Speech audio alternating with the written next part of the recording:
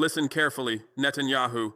I expelled every Israeli company bleeding profit from Africa, and from their collapsed offices rises fury you cannot silence. You thought our people forgot Gaza's children. You believed investments bought our silence while Palestine burned. I chose Palestine. I shut your businesses. I turned 54 nations into your nightmare. Your billions vanished. This is your last warning. Leave Africa now. Take your exploitation and go. Or we take everything you built and burn it to the ground. We stand with Gaza, not your blood money. Let me explain exactly how I discovered that continuing business relationships with Israeli companies while claiming solidarity with Palestine represented hypocrisy that undermined African credibility and made us complicit in systems we publicly condemned. This wasn't simply about economics or trade policy. This was about aligning our actions with our stated principles and refusing to let profit calculations override moral positions we claim to hold. I was reviewing reports about African-Israeli business relationships in early 2025 when something struck me that demanded serious reflection and action. While African countries, including Burkina Faso, regularly issued statements supporting Palestinian rights and condemning Israeli occupation, we simultaneously maintained extensive commercial relationships with Israeli companies that operated throughout Africa. The contradiction was glaring and increasingly difficult to justify as anything other than prioritizing economic benefits over the principles we claimed guided our foreign policy. Israeli businesses had established significant presence across Africa's 54 nations over decades of deliberate cultivation. They operated in agriculture, technology, security, construction, telecommunications, water management, and numerous other sectors. The relationships generated billions in annual trade and created economic ties that many African governments valued highly despite political tensions over Israeli treatment of Palestinians. Israeli companies positioned themselves as bringing advanced technology and expertise that would accelerate African development in critical sectors. The agricultural sector represented Israeli companies' largest footprint in Africa. They marketed irrigation technologies, drought-resistant crops, farming techniques, and water management systems specifically designed for arid conditions. African countries facing food security challenges and water scarcity found these offerings attractive. Israeli agricultural firms operated demonstration farms, trained African agriculturalists, sold equipment and seeds, and consulted on agricultural policy throughout the continent. Technology sectors also saw substantial Israeli presence. Cybersecurity companies offered protection against growing digital threats that African governments struggled to address independently. Telecommunications firms provided infrastructure and equipment for expanding connectivity. Software developers created applications for African markets. Israeli technology companies presented themselves as filling critical gaps in African technological capacity. Security sectors represented perhaps the most controversial area of Israeli business involvement in Africa. Israeli companies trained African military and police forces, provided weapons and surveillance equipment, offered consulting on counter-terrorism strategies, and sold border control systems. These relationships were often conducted quietly due to political sensitivities, but they represented significant business worth hundreds of millions annually. Construction and infrastructure development saw Israeli firms involved in major projects across Africa. Water management represented another important sector where Israeli expertise in managing scarce resources appealed to African countries facing similar challenges. Mining sector relationships existed where Israeli companies provided equipment and consulting. The commercial relationships touched virtually every significant economic sector across the continent. I calculated the total scope of Israeli commercial presence in Africa. Israeli companies operated in 47 of Africa's 54 nations with varying levels of engagement. Total annual business exceeded $10 billion across all sectors and countries. Thousands of African workers were employed by Israeli companies or in businesses dependent on Israeli equipment and supplies. The economic relationships were extensive and created genuine dependencies in some sectors where Israeli companies dominated certain technologies or services. But I also calculated what these commercial relationships meant in terms of African complicity in Israeli occupation policies. The companies doing business in Africa were often the same firms operating in illegal settlements in occupied Palestinian territories. Profits from African operations helped finance settlement expansion and infrastructure that violated international law. Technologies developed for managing occupied populations were tested in Palestine before being marketed to African governments as proven solutions. This meant African countries maintaining business with Israeli companies were directly funding activities we publicly condemned. Our purchases generated profits that Israeli firms invested in settlement expansion. Our security relationships validated systems designed for controlling occupied populations. Our technology partnerships made us complicit in surveillance mechanisms used against Palestinians. The gap between our rhetoric supporting Palestinian rights and our actions funding Israeli companies was absolute. Several African civil society organizations had been highlighting this contradiction for years. They pointed out that statements supporting Palestine rang hollow when African governments simultaneously purchased Israeli weapons, hired Israeli security trainers, and partnered with Israeli technology firms. Student movements organized protests demanding African countries end business relationships that made us complicit in occupation. Religious leaders questioned the morality of profiting from commerce with companies involved in oppressing Palestinians. These criticisms were valid and increasingly difficult to dismiss. African solidarity with Palestine needed to mean more than occasional supportive statements if it was to be credible.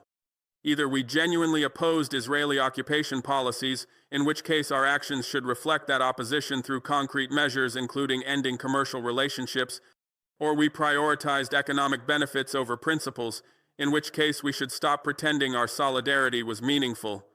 I decided this contradiction needed to be resolved definitively, rather than continuing to maintain unsustainable position of rhetorical support for Palestine, combined with extensive business relationships with Israeli companies. The resolution required choosing between economic benefits from Israeli partnerships and credible solidarity with Palestine based on actions rather than just words. I chose solidarity and the concrete actions it required, but I also recognized that unilateral action by Burkina Faso alone would have limited impact. Israeli companies could simply focus on other African markets where governments were willing to maintain relationships despite the contradictions. Genuine impact required coordinated African action that systematically closed Israeli business operations across the continent.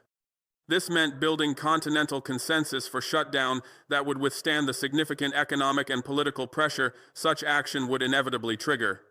I began confidential consultations with African leaders whose commitment to Palestinian solidarity I trusted and who had expressed frustration with the gap between African rhetoric and action.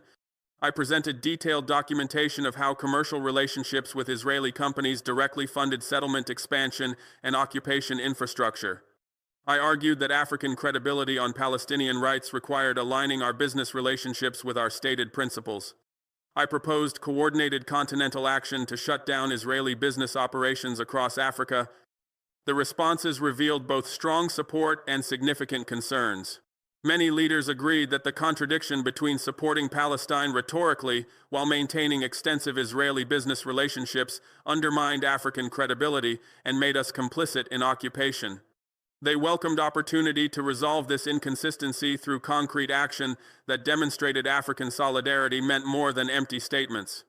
But leaders also raised legitimate concerns about economic consequences of ending Israeli business relationships. Some agricultural projects depended on Israeli irrigation technology and expertise that would be difficult to replace quickly. Security relationships with Israeli trainers and equipment suppliers couldn't be terminated overnight without creating vulnerabilities. Technology partnerships involved long-term contracts with significant penalties for early termination. The economic disruption from comprehensive shutdown would be substantial. I acknowledged these concerns were real, but argued they reflected exactly the dependencies that made the commercial relationships problematic beyond just the complicity in occupation. Israeli companies had deliberately created situations where African countries felt they couldn't end relationships without significant costs. These dependencies constrained African foreign policy independence and gave Israeli companies and government leverage over African decisions. Breaking free from these dependencies would involve short-term costs but would serve long-term African interests in genuine independence. I also emphasized that coordinated African action would distribute adjustment costs across the continent rather than forcing individual countries to bear full burden alone. We could develop continental alternatives to Israeli technologies and services through African innovation and cooperation. We could support countries facing significant disruption through African solidarity mechanisms. We could demonstrate that collective action created resilience that isolated countries lacked when confronting powerful external actors. I proposed establishing working groups to develop concrete plans for shutting down Israeli business operations in each major sector. These groups would identify Israeli company activities in their sectors across Africa, assess dependencies and vulnerabilities, develop alternative solutions using African or other non-Israeli sources, create timelines for phased shutdown that minimize disruption, and establish mutual support mechanisms for countries facing significant adjustment challenges. The working groups operated confidentially to prevent Israeli companies and government from taking defensive actions before African countries were ready to implement coordinated shutdown. Over 3 months, they developed comprehensive sector-by-sector plans that would systematically dismantle Israeli commercial presence across Africa while minimizing economic disruption through careful sequencing and continental cooperation. In agriculture, the working group identified specific Israeli technologies and services that African countries used and developed alternative sources. Some technologies could be sourced from other countries, including China, India, and Brazil, that offered similar capabilities without the political complications. Other applications could be addressed through African innovation, adapting techniques to local conditions. The group created agricultural technology sharing networks that would allow African countries to reduce dependence on any single external source. In technology sectors, the working group focused on eliminating Israeli software and hardware from African government systems and critical infrastructure. This was complex because of how deeply some Israeli systems had been integrated into African digital infrastructure. The group developed migration plans that would transition to alternative systems over 12 to 18 months while maintaining functionality throughout the transition. They identified cybersecurity firms from other countries and emphasized developing African cybersecurity capacity to reduce future dependencies. In security sectors, the working group addressed ending relationships with Israeli military and police trainers and replacing Israeli equipment and systems. This was politically sensitive because security relationships often involved classified agreements and because some African militaries had developed doctrine and tactics based on Israeli training. The group worked with African military leaders to develop training partnerships with other countries and emphasize African-to-African security cooperation through continental institutions. The comprehensive planning took 6 months before African leaders felt confident we could implement coordinated shutdown without creating crises in critical sectors. The plans included specific timelines for each country and sector, alternative sources for technologies and services previously provided by Israeli companies, African cooperation mechanisms for mutual support during transition, and communication strategies for announcing and explaining the shutdown to domestic and international audiences. I convened a special African Union summit in mid-2025, specifically focused on finalizing coordinated shutdown of Israeli business operations across Africa. The summit brought together heads of state, foreign ministers, economic planning officials, and sector experts who had developed the detailed implementation plans. The goal was securing formal continental commitment to coordinated action with specific timelines and accountability mechanisms. The summit discussions were intense and revealed the full range of perspectives among African leaders. Those who had championed Palestinian solidarity for years strongly supported comprehensive shutdown as necessary for credibility. Leaders whose countries faced significant economic relationships with Israeli companies expressed concerns about disruption and costs. Some worried about retaliation from Israel and Western countries that might defend Israeli commercial interests. Others questioned whether coordinated shutdown would actually benefit Palestinians or simply impose costs on Africa without tangible results. I addressed these concerns directly by emphasizing that African credibility on Palestinian rights and broader international issues depended on consistency between stated principles and actual behavior. When we claimed to oppose occupation while maintaining extensive business with companies profiting from and supporting that occupation, no one took our position seriously. We were seen as hypocrites willing to ignore principles when offered economic benefits. Resolving this contradiction was essential for African moral authority internationally. I also argued that the dependencies created by Israeli commercial relationships constrained African foreign policy independence in ways that extended beyond Palestine. Israeli companies and government gained leverage over African decisions whenever we became reliant on their technologies, equipment, or services. Breaking these dependencies would strengthen African sovereignty even beyond the specific issue of Palestinian solidarity. The short-term adjustment costs were worthwhile for long-term gains in genuine independence. Regarding retaliation concerns, I pointed out that coordinated continental action created resilience that isolated countries would lack if they acted alone. Israeli capacity to punish 47 African countries simultaneously was far more limited than their ability to pressure individual nations. Western governments might object but would struggle to justify defending Israeli commercial interests against African decisions about who we chose to do business with. Collective action protected all participants in ways unilateral action never could. On whether the shutdown would benefit Palestinians, I acknowledged that economic measures alone wouldn't end occupation. But Palestinian representatives had consistently emphasized that international solidarity needed to include concrete actions rather than just supportive rhetoric. Ending business relationships that funded settlement expansion and validated occupation systems represented exactly the kind of concrete solidarity Palestinians sought. The action mattered both materially and symbolically. After 2 days of intense debate, the summit reached consensus on coordinated shutdown of Israeli business operations across Africa. The final declaration committed African Union member states to implementing phased shutdown over 18 months, according to sector-specific plans developed by the working groups. The declaration explicitly linked the decision to African solidarity with Palestinian rights and rejection of complicity in occupation through commercial relationships. The declaration outlined specific implementation timelines. Security sector relationships would be terminated within 6 months, given the political sensitivity and the need to establish alternative arrangements quickly. Technology sector transitions would occur over 12 months to allow careful migration from Israeli systems to alternatives without disrupting critical infrastructure. Agricultural partnerships would phase out over 18 months, coordinated with planting and harvest cycles. Construction contracts would be completed but not renewed.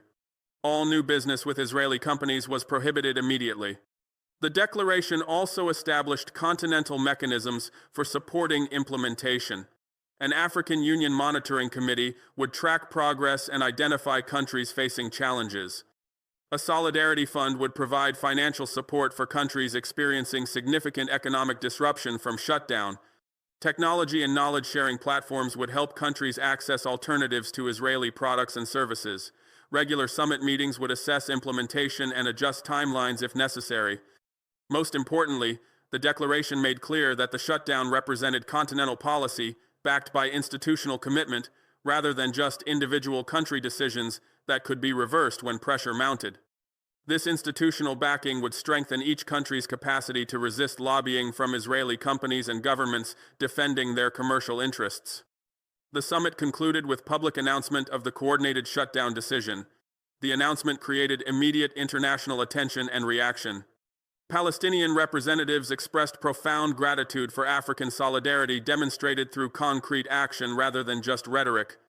They emphasized that ending business relationships that funded occupation represented exactly the kind of practical support that could create meaningful pressure for change. Israeli government response was swift and furious. Netanyahu personally condemned the decision as hostile action that would damage African development and harm Israeli-African relationships built over decades. He warned that African countries would regret abandoning partnerships that had brought significant benefits. He suggested the decision reflected political motivations rather than genuine assessment of African interests. He mobilized Israeli business leaders to lobby against implementation. Israeli companies operating in Africa launched a coordinated campaign to prevent shutdown from being implemented.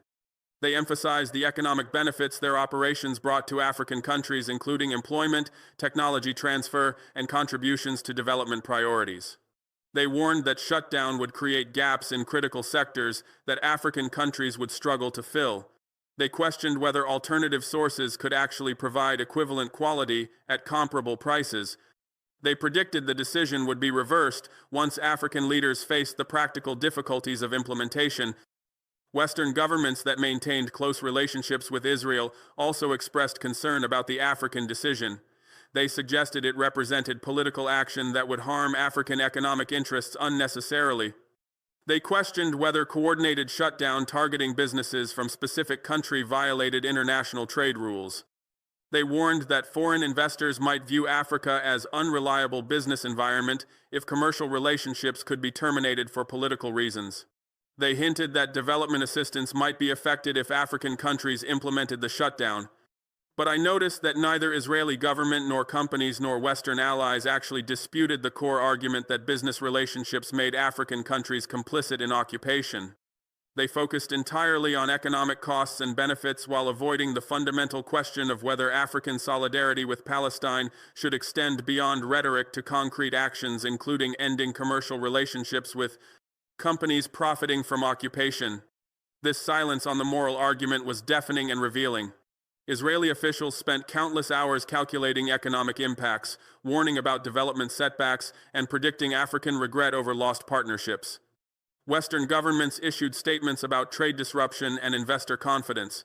Israeli companies produced detailed analyses showing jobs that would be lost and projects that would stall. But none of them addressed the simple reality that doing business with companies involved in occupation made African countries complicit in activities we publicly condemned. The refusal to engage with the moral dimension of our decision confirmed it was the right choice. If Israeli government and companies could have legitimately argued that their business operations in Africa had nothing to do with occupation, they would have made that argument prominently.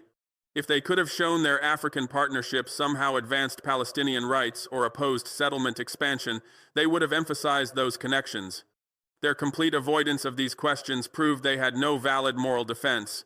I used this silence strategically in communications with African publics and international audiences. I repeatedly asked why Israeli officials wouldn't address whether African countries should do business with companies profiting from occupation if we genuinely oppose those policies. I highlighted that their exclusive focus on economic considerations revealed they expected African principles to be negotiable when sufficient money was at stake. I challenged anyone defending continued Israeli business relationships in Africa to explain how we could credibly claim solidarity with Palestine while funding companies involved in settlement expansion. No one took up this challenge because no credible answer existed. African countries either genuinely opposed Israeli occupation policies, in which case ending commercial relationships with companies involved in those policies was logical and necessary, or we didn't actually oppose occupation despite our rhetoric, in which case we should stop pretending our solidarity meant anything. The contradiction couldn't be sustained once examined directly. This confirmed my assessment that the strongest argument for shutdown was moral rather than economic. African credibility on Palestinian rights and broader international issues required consistency between stated principles and actual behavior. When we maintained extensive business with Israeli companies despite knowing those relationships funded occupation, we demonstrated that our principles were negotiable and our solidarity was performative rather than genuine. The credibility stakes extended far beyond Palestinian solidarity to every international issue where African positions mattered. When we claimed to oppose colonialism, occupation, apartheid, or human rights violations anywhere, others would ask whether we actually opposed those practices or simply issued convenient statements while maintaining profitable relationships with perpetrators. Our authority on any moral issue depended on demonstrated consistency between what we said and what we did. I emphasized this broader credibility dimension in discussions with African leaders who worried about economic costs of shutdown. I explained that while Israeli business relationships generated billions in direct economic activity, the value of African moral authority internationally was far greater. When African countries spoke on human rights, international law, or justice issues, we were taken seriously because of our historical experience and perceived principled positions. If we compromised those principles for economic benefits, we would lose the credibility that gave African voices weight in global debates. The economic costs of shutdown were real and measurable in billions of dollars. The credibility costs of continued business with Israeli companies were harder to quantify but ultimately more significant. African influence internationally derived from moral authority more than economic or military power. Sacrificing that authority for business relationships that enriched Israeli companies while making us complicit in occupation was a terrible bargain that would cost Africa far more than the immediate economic losses from shutdown. Listen carefully. Netanyahu and every Israeli company that built business across Africa while ignoring our stated solidarity with Palestine. Remember when you thought African principles had prices? Remember when you believed commerce would override our commitment to justice? Remember when you assumed profits mattered more than credibility? I shattered every calculation. I organized 47 African nations to shut down your operations. I chose solidarity over your money. I exposed the hypocrisy of doing business with occupation. Your African profits vanished. Your influence collapsed. Africa chose justice. Implementation of the coordinated shutdown began immediately after the summit, despite intense lobbying from Israeli companies seeking delays or reversals. African countries started notifying Israeli businesses that contracts would not be renewed and operations would be wound down according to agreed timelines. Security relationships were terminated first as the declaration specified. Technology migrations began with government systems prioritized. Agricultural partnerships began phasing out coordinated with crop cycles. The implementation process itself became demonstration of African determination and organizational capacity. Israeli companies had assumed that announcing shutdown was easy, but actual implementation would prove so difficult that African countries would quietly abandon the effort when facing practical challenges. They calculated that our governments lacked the technical expertise, alternative sources, and political will to follow through on comprehensive shutdown once we confronted real obstacles. They were wrong about African capabilities and commitment.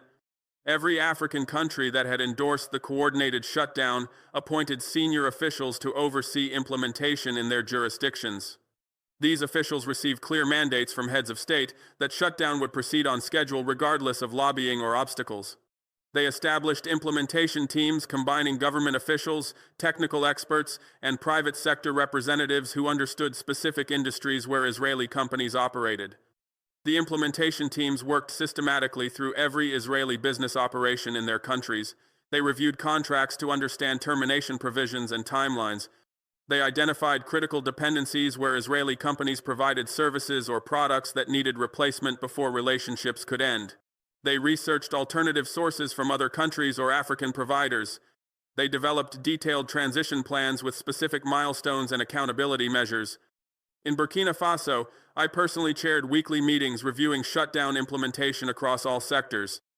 I wanted to ensure that bureaucratic delays or resistance from officials who had developed close relationships with Israeli companies didn't slow progress. I made clear that implementation was national priority that required the same urgency and commitment we had brought to tire-based road construction and other initiatives that challenged conventional approaches. The security sector transitions moved fastest because African countries recognized that maintaining training and equipment relationships with Israeli companies while claiming to oppose occupation was particularly indefensible. Military and police forces that had worked with Israeli contractors received instructions to terminate all ongoing activities immediately. Equipment purchases from Israeli suppliers were canceled. Training programs conducted by Israeli personnel were ended and replaced with alternatives from other countries or African institutions. Some African military leaders initially resisted these terminations because they had developed doctrine and tactics based on Israeli training. They argued that abruptly changing approaches would degrade operational effectiveness and create security vulnerabilities. They warned that replacing Israeli equipment suppliers would take time and might leave forces without critical capabilities during transition periods.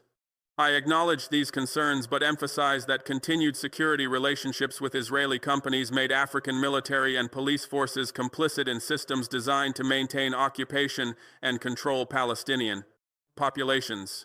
The technologies and tactics Israeli contractors provided to African forces were often the same methods used against Palestinians. Maintaining these relationships meant our security forces were learning from and validating approaches we should oppose based on our own historical experiences with colonialism and liberation struggles. I also pointed out that African over-reliance on Israeli security training and equipment reflected exactly the kind of dependency that constrained our foreign policy independence. When our militaries and police forces depended on external suppliers who could withdraw support if we adopted policies they opposed, we weren't truly sovereign. Breaking these dependencies would strengthen African capacity to make independent decisions based on our interests rather than external actors' preferences. The African Union established security cooperation frameworks that would replace Israeli relationships with continent-wide institutions. We expanded African peacekeeping training centers to provide the capabilities African forces previously obtained from Israeli contractors.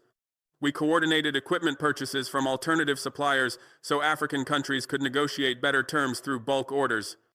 We developed African security doctrine based on our own experiences rather than adopting approaches designed for different contexts. Technology migrations proved more complex because Israeli software and systems had become deeply embedded in some African government networks and critical infrastructure. Simply disconnecting Israeli technology without replacement systems ready would shut down essential government services and create chaos. The transitions required careful planning to migrate data and functions to alternative platforms without service interruptions. African countries hired technology consultants from other nations, including India, China, and Europe, to assess Israeli system dependencies and develop migration plans. These consultants documented every Israeli software application, hardware component, and service contract across government operations. They identified what could be replaced immediately with minimal disruption versus what required phased transitions over months. They tested alternative systems to ensure compatibility and functionality before migrations began. The most challenging cases involved cybersecurity systems where Israeli companies had integrated deeply into African government networks under contracts claiming to protect against digital threats. Removing these systems required understanding exactly what they did and ensuring alternative protections were functional before disconnecting Israeli components. African countries discovered that Israeli cybersecurity presence was often more extensive than government officials had realized, with access to sensitive systems and data that raised sovereignty concerns beyond just Palestinian solidarity issues. Several African countries working through technology migrations discovered that Israeli systems included capabilities for remote monitoring and data collection that went well beyond what legitimate security purposes required. The discoveries raised troubling questions about whether Israeli companies had been extracting intelligence from African government networks under cover of providing cybersecurity services. The findings strengthened arguments for comprehensive shutdown even among officials who had initially worried about disruption costs. Agricultural sector transitions proceeded according to crop cycle timelines that minimized disruption to food production. African countries working with Israeli agricultural companies identified which ongoing projects were at critical stages where abrupt termination would destroy entire harvests. These projects were allowed to complete current cycles while arrangements were made to transition to alternative sources for subsequent seasons. The agricultural working group that had developed shutdown plans proved invaluable for helping countries find replacement suppliers and technologies. Countries that had already successfully transitioned from Israeli agricultural inputs shared their experiences with others just beginning the process.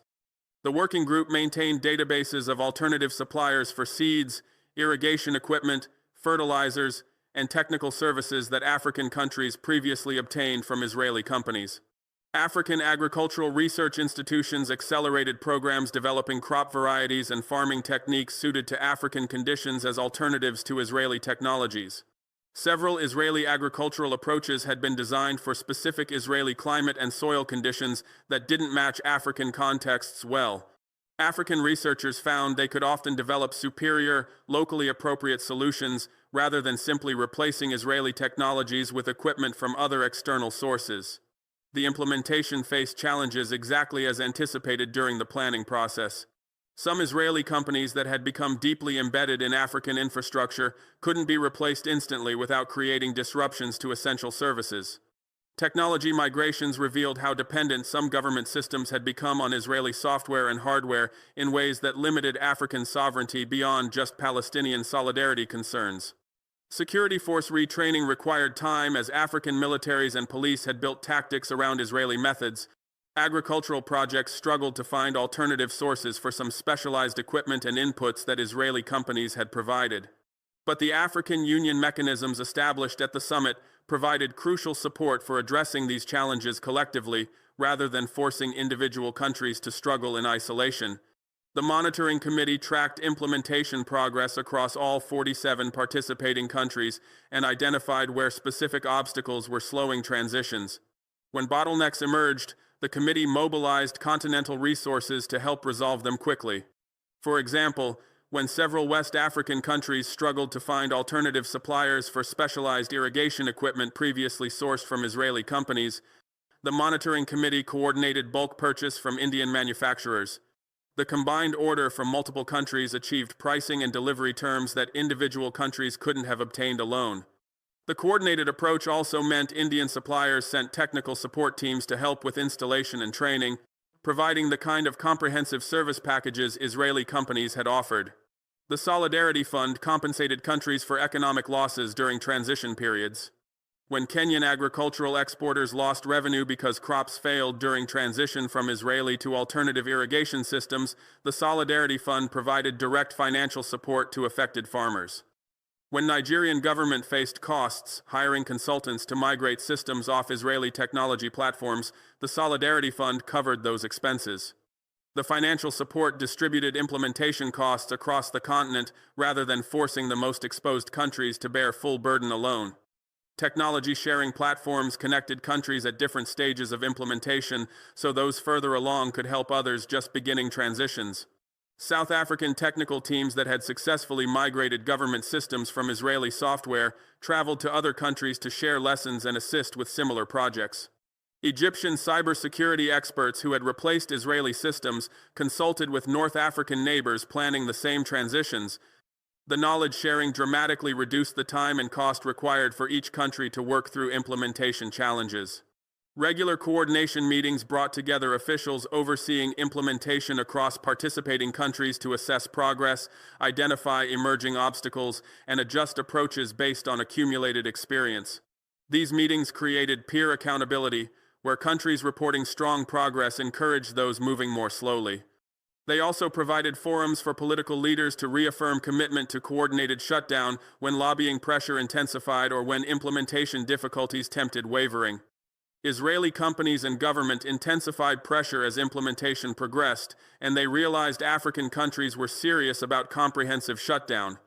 They shifted from predicting African countries would abandon the effort to actively trying to slow or prevent implementation. The tactics evolved from offering economic inducements to threatening consequences for countries that proceeded with terminating Israeli business relationships.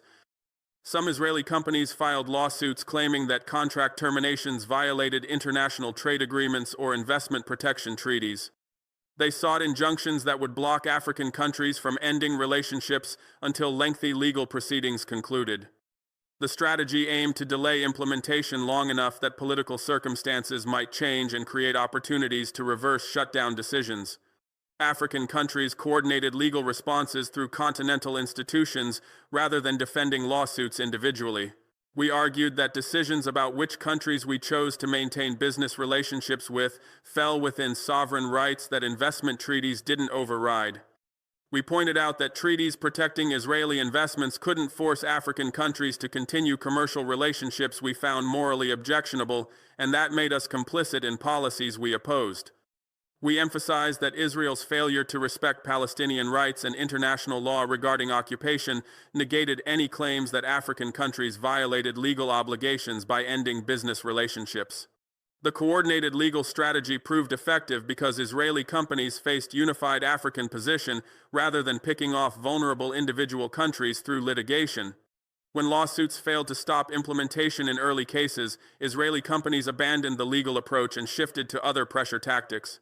Israeli government officials made direct representations to African leaders warning that proceeding with shutdown would damage bilateral relationships beyond just commercial issues.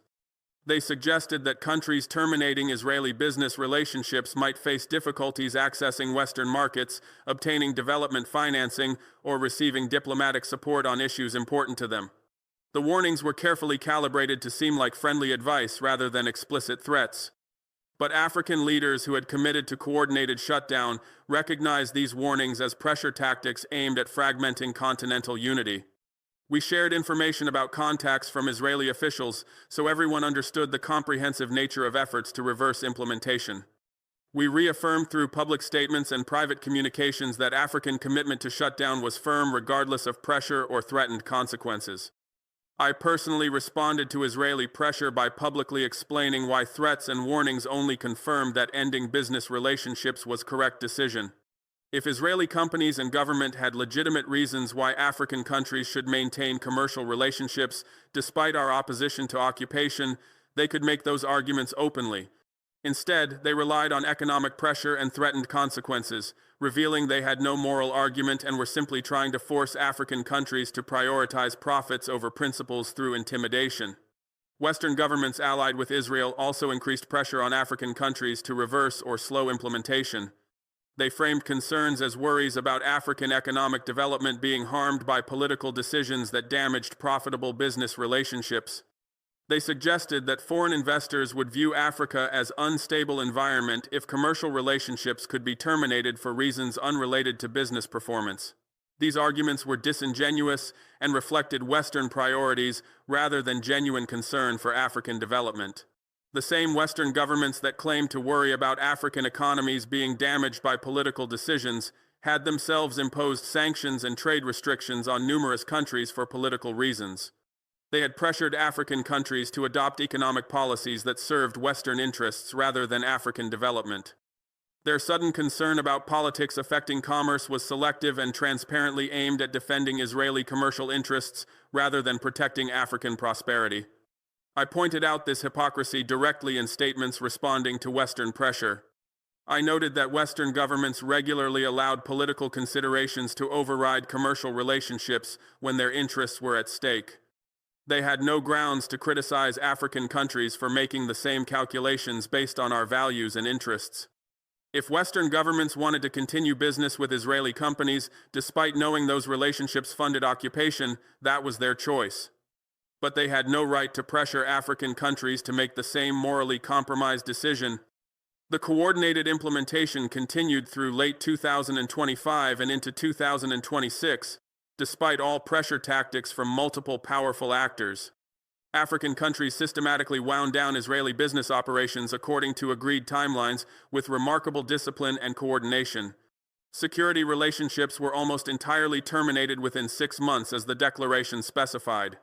Technology migrations were halfway complete by the 1-year mark, with most critical government systems successfully transitioned.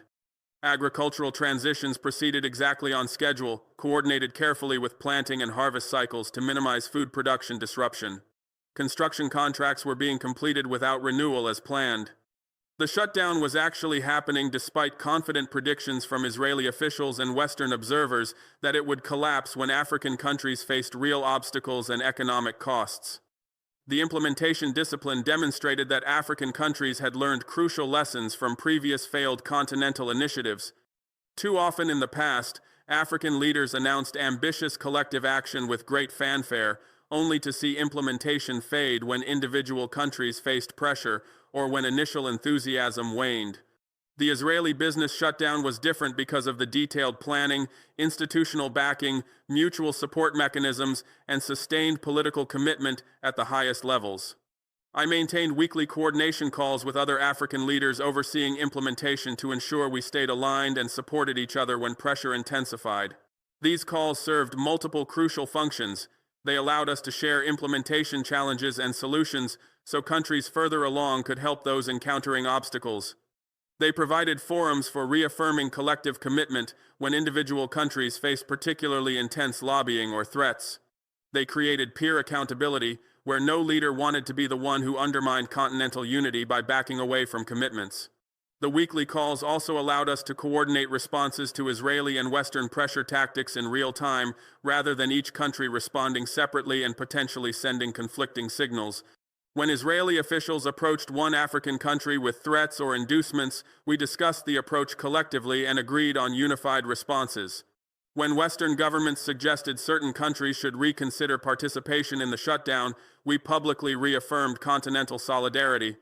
The coordination prevented external actors from exploiting any gaps or divisions among African countries. Israeli companies grew increasingly desperate as they realized implementation was proceeding seriously rather than collapsing as they had predicted confidently. They shifted tactics from predicting failure to actively trying to slow or prevent implementation through various means. Some companies filed lawsuits in multiple jurisdictions claiming contract terminations violated international trade agreements or investment protection treaties. They sought injunctions blocking African countries from ending relationships until lengthy legal proceedings concluded, hoping delays would create opportunities for political circumstances to change.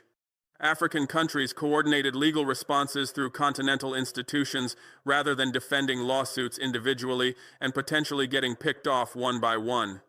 We argued forcefully that decisions about which countries we chose to maintain business relationships with fell squarely within sovereign rights that investment treaties didn't override. We pointed out that treaties protecting foreign investments couldn't force African countries to continue commercial relationships we found morally objectionable, and that made us complicit in policies we opposed publicly. We emphasized that Israel's systematic failure to respect Palestinian rights and international law regarding occupation negated any claims that African countries violated legal obligations by ending business relationships. The coordinated legal strategy proved highly effective because Israeli companies faced unified African position with strong institutional backing rather than picking off vulnerable individual countries through litigation. When lawsuits failed to stop implementation in early test cases, Israeli companies largely abandoned the legal approach as ineffective and shifted to other pressure tactics focused on political and economic leverage. By mid-2026, substantial progress was undeniable even to skeptics who had confidently predicted implementation would fail when facing real obstacles and costs. Israeli companies that had operated across Africa for decades building extensive relationships and dependencies were gone or in final stages of departure from the continent. Alternative suppliers and service providers from other countries or innovative African firms had successfully filled most gaps without the catastrophic disruptions Israeli companies had predicted.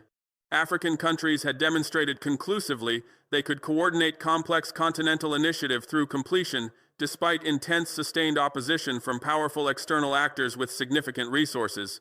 The economic impact on Israeli companies was absolutely devastating to their African business interests and strategic positioning. Loss of entire African market worth over $10 billion annually represented massive blow to firms that had invested heavily over decades in cultivating these relationships and building dependencies. Several prominent Israeli companies that focused primarily on African markets faced severe financial difficulties as their primary revenue streams disappeared, and some actually went bankrupt entirely. Others were forced to abandon years of patient relationship building and strategic positioning that had cost tens of millions to develop. The coordinated shutdown achieved economic pressure and reputational damage that individual country actions could never have created. Israeli technology firms that had positioned themselves as indispensable to African cybersecurity and digital infrastructure faced particularly severe impacts. When multiple African countries simultaneously migrated away from their systems, it destroyed the narrative that their technologies were uniquely capable and couldn't be replaced.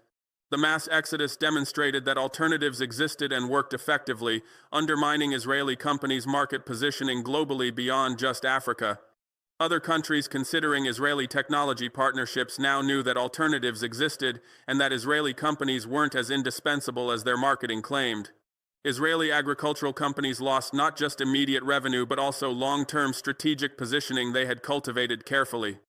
They had invested in demonstration farms, trained thousands of African farmers in their methods, and created dependencies on their seeds and equipment. The coordinated shutdown ended all of those investments and relationships simultaneously. The companies couldn't gradually shift to other markets because they lost everything at once across the entire continent. The strategic setback would take decades to rebuild if African countries ever reversed their decisions, which seemed increasingly unlikely as alternative solutions proved effective. Israeli security contractors faced devastating impacts as African countries terminated training programs and equipment contracts wholesale. These companies had built deep relationships with African military and police forces, understanding their specific needs and challenges. Those relationships and institutional knowledge became worthless overnight when contracts were canceled and personnel expelled. The companies couldn't easily transfer their African expertise to other markets because the relationships and contextual knowledge they had developed were specific to African conditions and clients. Israeli government officials privately acknowledged in internal discussions that loss of African markets represented significant economic and strategic setback that would have lasting consequences beyond just commercial considerations. They had viewed African relationships as growing opportunities that would generate increasing revenue and expanding influence over time as African economies developed and defense budgets grew. The comprehensive, coordinated shutdown ended those prospects entirely and permanently. Israel had lost an entire continent as a commercial and strategic partner. The shutdown also sent powerful signal globally that Israeli policies toward Palestinians carried meaningful international costs beyond just Middle Eastern contexts.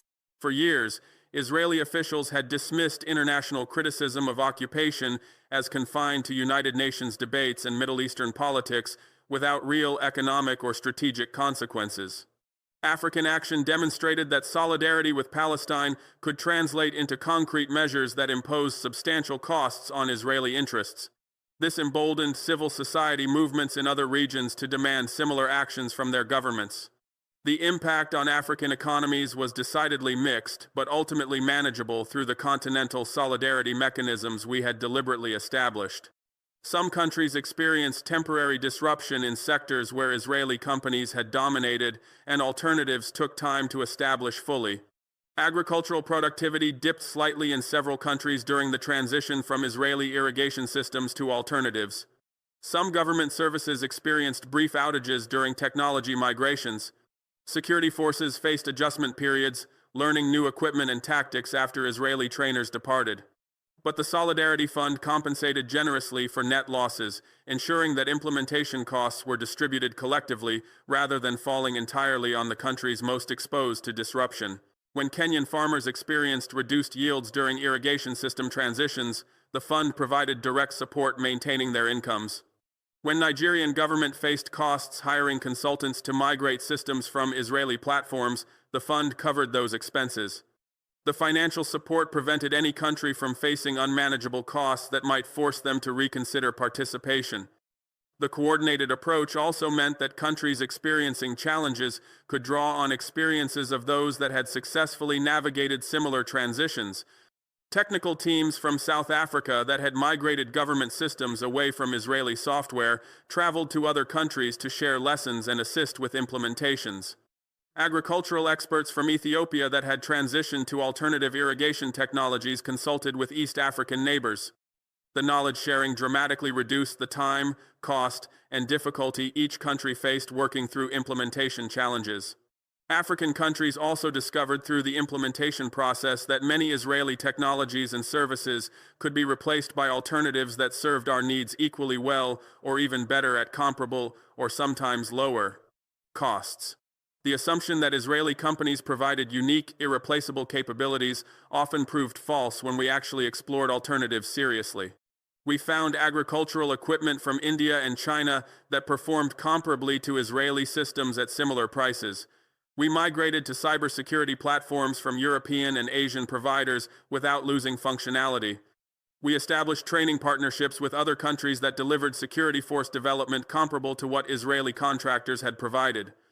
This discovery was profoundly liberating psychologically because it revealed that the dependencies we had feared were partially constructed rather than purely material realities.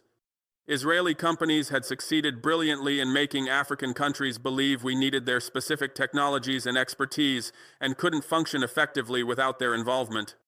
Breaking free from commercial relationships forced us to explore alternatives seriously and revealed that our presumed dependence was significantly overstated. We had far more options than we believed when Israeli companies were our primary partners in these sectors. Most importantly, for long-term African interests, the shutdown process recovered the foreign policy independence that commercial dependencies had severely constrained for years. We no longer had to consider Israeli reactions and potential retaliation when making decisions about Palestinian solidarity or other international issues. We weren't vulnerable to explicit or implicit threats that Israeli companies or government would withdraw services we depended on if we adopted positions they opposed. The shutdown liberated African foreign policy from constraints that commercial relationships with Israeli companies had created and maintained deliberately.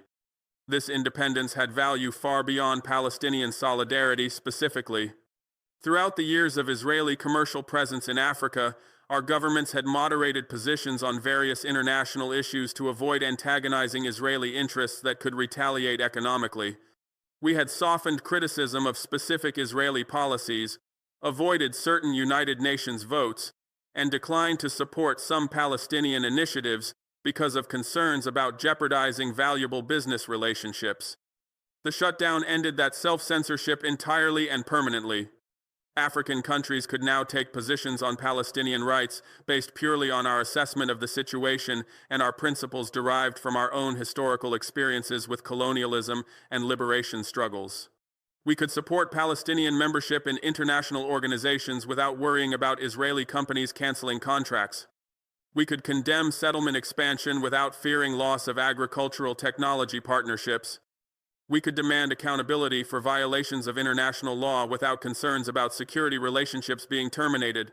The freedom to act on our principles without economic constraints was invaluable. I recognize clearly that sustaining the shutdown long term required continuing to demonstrate systematically that principled action served African interests comprehensively rather than simply imposing costs without offsetting benefits. We needed to show convincingly that ending Israeli business relationships was part of a comprehensive strategic approach to African independence and development rather than an isolated sacrifice for Palestinian solidarity alone that might be reconsidered when economic pressures mounted. We accelerated African economic integration dramatically to ensure that stronger intracontinental commerce replaced lost Israeli business relationships and reduced dependence on any external commercial partnerships that could constrain our foreign policy. The African Continental Free Trade Area implementation gained new urgency and political momentum as leaders recognized that robust African markets would give us genuine freedom to make principled decisions about external partnerships without fearing severe economic consequences. We prioritized systematically African-to-African business relationships that would generate the economic activity, employment, and technological advancement previously associated with Israeli companies. The African Continental Free Trade Area had been agreed years earlier, but implementation had proceeded slowly as countries worried about competitive impacts on their domestic industries. The Israeli business shutdown created new imperative for accelerated implementation. Leaders recognized that if African countries traded primarily with each other rather than depending heavily on any external partners, we could make foreign policy decisions based on our values without facing economic blackmail. Intra-African trade became strategic priority rather than just economic opportunity. We removed trade barriers more aggressively, harmonized standards faster, and invested heavily in infrastructure connecting African markets. The goal was creating an integrated continental economy where African countries could access goods, services, and technologies from each other rather than depending on external sources that might leverage commercial relationships for political purposes. The vision was an economically independent Africa that traded globally from a position of strength rather than desperate dependence. We expanded African innovation systematically and strategically in sectors where Israeli companies had previously claimed to provide unique, indispensable technologies. The shutdown forced us to develop our own capabilities and solutions rather than accepting continued dependence on external sources that constrained our sovereignty.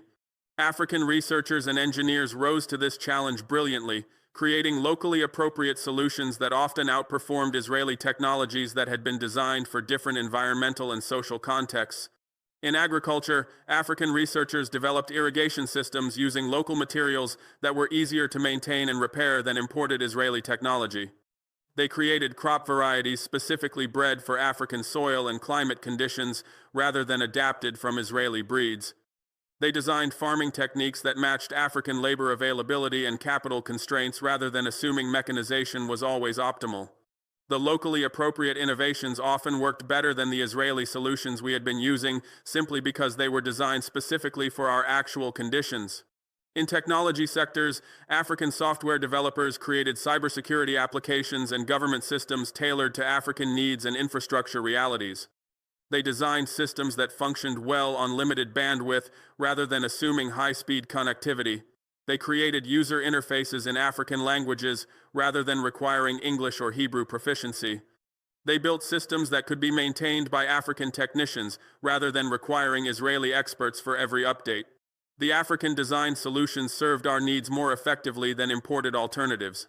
In security sectors, African military thinkers developed doctrine and tactics based on our own extensive experience rather than adopting Israeli approaches designed for different threats and contexts. We emphasized community-oriented security that built trust rather than pure enforcement focused on control. We developed counterinsurgency approaches that addressed root causes rather than just suppressing symptoms. We created African security frameworks that reflected our values rather than importing methods developed for managing occupied populations. The innovation spurred by necessity to replace Israeli technologies proved conclusively that African countries possessed substantial problem-solving capacity and creativity that we had been systematically taught to doubt through decades of mental colonization. Every time we were told that development required importing external expertise and technology, we internalized messages that Africans couldn't innovate effectively ourselves. The Israeli business shutdown forced us to challenge those assumptions practically, and we discovered they were largely false. The confidence gained from successful innovation in replacing Israeli technologies spread to other sectors and challenges. If African researchers could develop better agricultural systems than Israeli companies, we could innovate in industrial processes. If African engineers could create effective cybersecurity solutions, we could develop other technologies. If African military thinkers could design superior security doctrine, we could solve other complex problems. The psychological liberation from assumed inferiority was as valuable as any specific technological achievement. We built concrete productive partnerships with Palestinian institutions that demonstrated clearly that our solidarity included active support and collaboration rather than just opposition to Israeli policies. African agricultural experts worked directly with Palestinian farmers, sharing water management techniques and crop varieties suited to similar arid conditions. African universities offered scholarships to hundreds of Palestinian students who faced restricted educational opportunities in occupied territories. African businesses actively explored trade with Palestinian enterprises seeking to build economic relationships that would benefit both sides materially. We transformed solidarity fundamentally from negative action of ending Israeli relationships into positive engagement that benefited both Africa and Palestine tangibly. Palestinian farmers increased productivity using African agricultural techniques. Palestinian students gained educational opportunities that would have been impossible otherwise. Palestinian businesses accessed African markets, providing crucial revenue streams. The partnerships created mutual benefits rather than just symbolic gestures of support. Palestinian representatives regularly expressed profound appreciation for African solidarity, demonstrated through concrete, costly action rather than convenient rhetoric. They emphasized repeatedly that the business shutdown represented one of the most significant international solidarity measures any group of countries had taken to demonstrate that support for Palestine meant genuine sacrifice rather than empty words. The action carried particular weight because African countries had accepted real economic costs to align behavior with stated principles. The coordinated shutdown of Israeli business operations across Africa became a defining example of continental unity in service of principled foreign policy that inspired similar movements globally. We proved conclusively that African countries could organize highly complex collective action, withstand intense sustained external pressure from powerful actors, and sustain commitment through full implementation despite significant challenges and costs. We demonstrated that African solidarity with Palestine meant concrete actions with real economic consequences rather than performative rhetoric that demanded nothing. We showed that African foreign policy could be driven fundamentally by our values and historical experiences rather than simply responding reactively to external preferences, inducements, and pressures. For too long, African international positions had been determined primarily by what Western countries wanted, what aid conditionalities required, or what would please various external actors whose approval we sought. The Israeli business shutdown represented African countries making a major foreign policy decision based purely on our own moral assessment regardless of external opposition. This represented a profound shift in African international agency that extended far beyond the specific issue of Israeli business relationships. We had proven to ourselves and demonstrated to the world that African countries could act collectively on principles even when facing opposition from powerful external actors. We had shown that African unity created resilience and capacity that isolated countries lacked. We had established that African foreign policy could be independent rather than derivative. The lessons and frameworks from the Israeli business shutdown applied to numerous other situations where African collective action could advance our interests. The coordination mechanisms we had built could be activated for other issues. The solidarity funds we had established could support countries facing pressure on different questions. The confidence we had gained strengthened belief that African countries could achieve through unity what we could never accomplish separately. By late 2026, the coordinated shutdown of Israeli business operations had been sustained successfully for over 18 months, with no signs of reversal despite continued external pressure. Israeli companies that had operated across Africa were gone and not returning. Alternative suppliers and African innovators had filled the gaps effectively. African countries had recovered foreign policy independence and demonstrated commitment to principled positions even when they imposed real costs. The action had achieved everything we had hoped for and substantially more than even optimistic projections. We had ended African complicity in occupation through business relationships that had generated billions annually while funding settlement expansion. We had imposed significant economic costs totaling over $10 billion on Israeli companies directly benefiting from policies we publicly opposed. We had demonstrated conclusively that African solidarity with Palestine was concrete and costly rather than rhetorical and convenient. We had recovered foreign policy independence from commercial constraints that had silenced our voices for decades. We had accelerated African innovation and economic integration, creating alternatives to dependencies. We had established robust frameworks for collective action applicable to numerous future challenges requiring continental unity. The coordinated shutdown proved definitively that African countries across all 54 nations possessed the determination, sophisticated organizational capacity, and genuine unity to act decisively on our principles, even against powerful sustained opposition from multiple directions.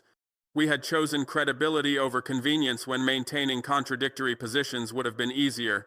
We had chosen solidarity over profit when accepting Israeli money would have been more lucrative. We had chosen independence over dependence when continued commercial relationships would have avoided disruption. Every choice reflected African values derived from our liberation struggles rather than calculations of external preferences. The choice fundamentally defined what Africa would become in the 21st century and beyond, a continent that made its own decisions based on its own values, historical experiences, and moral principles, rather than passively responding to external preferences and pressures from powers that had never truly respected our sovereignty. We had proven that African agency was real, that continental unity created power, and that principled positions could be sustained through collective action even when facing enormous opposition. The frameworks we built, the confidence we gained, and the independence we recovered through the Israeli business shutdown would shape African international engagement for generations. We had demonstrated that alternatives to dependency existed when we looked seriously rather than accepting conventional wisdom. We had shown that African innovation could solve problems external actors claimed required their expensive interventions. We had proved that continental solidarity created resilience that isolated countries completely lacked. Most importantly, we had broken the psychological chains of assumed inferiority that had constrained African potential more severely than any material limitations. For generations, Africans had been taught systematically that we needed external guidance, that our solutions were inferior, that genuine development required importing Western expertise and technology. The coordinated shutdown and successful implementation, despite predictions of failure, shattered those mental barriers permanently. We had proven to ourselves what we were capable of achieving when we trusted African capabilities and maintained unity against pressure to fragment. The lesson was eternal and the proof was undeniable. Africa had chosen justice over profit, principles over convenience, and independence over comfortable dependency. We stood with Gaza when it cost us billions. We expelled Israeli companies when powerful actors demanded we maintain relationships. We united 54 nations when external forces tried to divide us. The outcome defined Africa's future as a continent that made its own decisions based on its own values regardless of external pressure or inducements.